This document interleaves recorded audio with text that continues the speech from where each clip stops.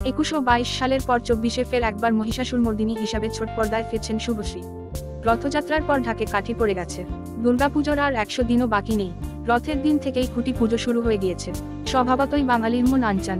দুর্গাপুজো যেমন বাঙালির আবেগপ্রাণের উৎসব, তেমনি মহালয়ার আলাদা স্থান রয়েছে বাঙালির হৃদয়ে। এই দিন পিতৃপক্ষের অবসান আর দেবীপক্ষের সূচনা। মহালয়ার ভোরে বীরেন্দ্রকৃষ্ণ ভদ্রের কণ্ঠে মহিষাসুরমর্দিনীর শোনার রীতি যুগ যুগ ধরে চলে আসছে, তেমনি আজকাল টেলিভিশনের পর্দায় মহালয়ার অনুষ্ঠান দেখতে কম উৎসাহ থাকে না দর্শকদের। সুতরাং চুপ করে বসে নেই টিভি চ্যানেলগুলিও। প্রতি বছর মহালয়ার ভোর নিয়ে চ্যানেলে চ্যানেলে চলে জোরদার টক্কর। ঘুম চোখে মহালয়ার অনুষ্ঠান দেখতে ও পেতে বসে থাকেন সকলে। কোন চ্যানেলে কে দুর্গা হবেন সেই নিয়ে বরাবরই উৎসাহ চরমে থাকে। এবারও তার অন্যথা হচ্ছে না। শুভশ্রী ভক্তদের জন্য দারুণ সুখবর। মহিষাসুরমর্দিনী হিসাবে ছোট পর্দায় ফিরছেন রাজধরণী। 2021-2022 সালের পর 2024-এ ফের একবার দেবী দুর্গার অবতারে ধরা দেবেন শুভশ্রী গঙ্গোপাধ্যায়। গত বছর অন্তঃসত্ত্বা শুভশ্রী মহালয়ার অনুষ্ঠানের অংশ হননি। 1 বছরের বিরতির পর জি বাংলাতেই ফিরছেন তিনি।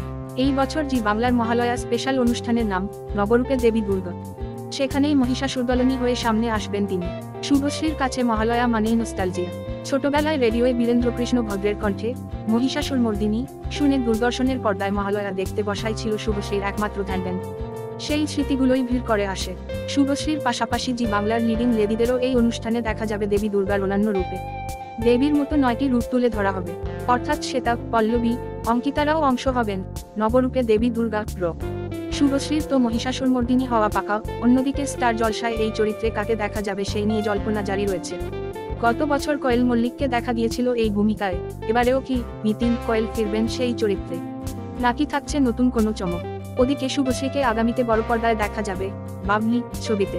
রাজ চক্রবর্তীর পরিচালনায় এই ছবিতে শুভশ্রীর জড়িদার আবির চট্টোপাধ্যায়। ফক্সটে মুক্তি পাওয়ার কথা বাবলি।